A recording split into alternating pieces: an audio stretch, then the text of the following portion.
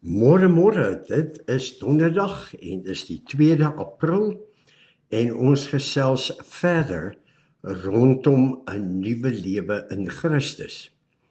Ek geniet dit verskriklik as van julle wat hier luister sal reageer op vrae wat in jou hart opkom rondom die goeters wat ek sê.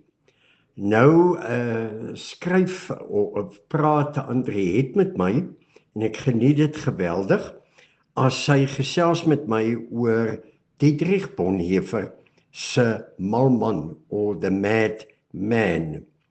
En inderdaad Andriet, is dit groot vrae wat hier opkom.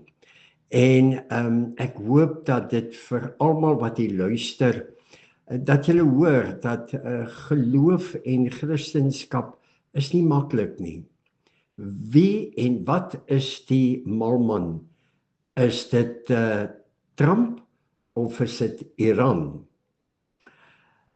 As jy gaan kyk na die evangelie van Jesus Christus, het die Fariseërs wat hulle godsdiens ontvang het van Moses, wat in die tempel gewerk is in opdrag van God, baie presies, baie streng, het hulle gesê, maar die Here Jesus wat hulle kom kritiseer het, en goeters negatief oor hulle kerk gesê het hulle as malman bestempel.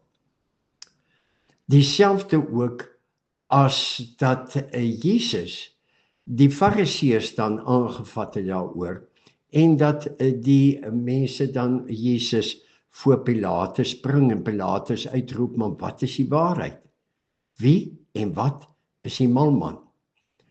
As die een kerk die ander kerk aanvat en beskuldig en kritiseer, as een Christen die ander een uitmekaar uittrek rondom teologie, wie is die malman en wie het die waarheid weet? Dis inderdaad 'n groot vraag en sal ons een of ander tyd 'n bietjie daaroor moet praat. Maar Andriet, ek het op my eie preek, het ek ook 'n tweede vraag. Hoe beveg jy hierdie malman? Gaan jy soos Petrus en kap sommer die Romeinse soldaat se ore af? Is dit wat die Here wil hê? Ek weet nie wanneer die Here Jesus praat hom aan en genees die oor. So dis ook 'n oop vraag. Hoe doen ons hierdie bevegting? Moet ons dan nou maar net alles agterlaat en soos ek gister gesê het, nou maar net die lyke wegdra en netjies begrawe?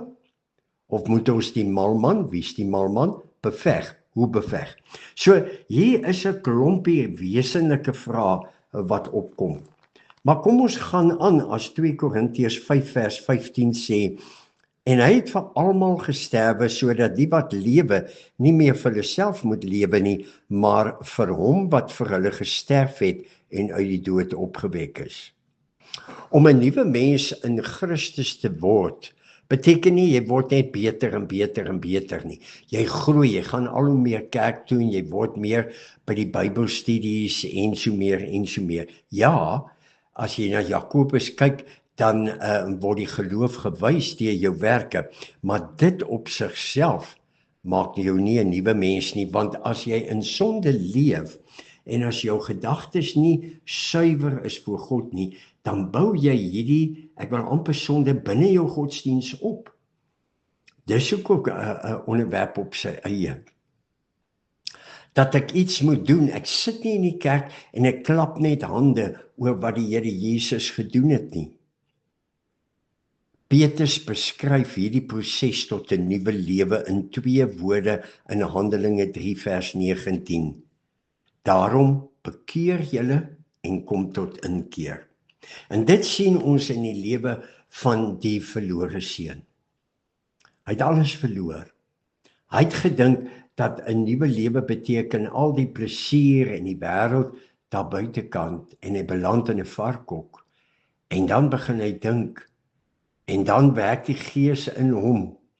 En wat gebeur? Hy kom tot inkeer. Hy verstaan dinge anders. Hy dink anders oor goed. Nie gee wat my toekom nie, Maar wat het hy op die plaas? Wat het in sy pa? En dan doen hy die tweede een.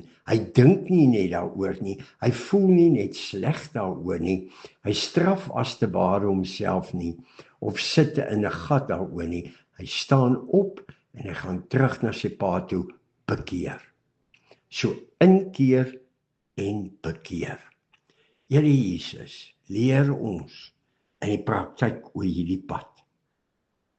Om tot inkeer te kom en nie net te glo nie. Nie net te weet daar is God nie. Nie net om hande te klap vir wat Jesus vir ons aan die kruis gedoen het nie. Maar ook om op te staan en te bekeer. Om dade by ons woorde te sit. Amen. Mag jy 'n mooi dag beleef. Mooi loop.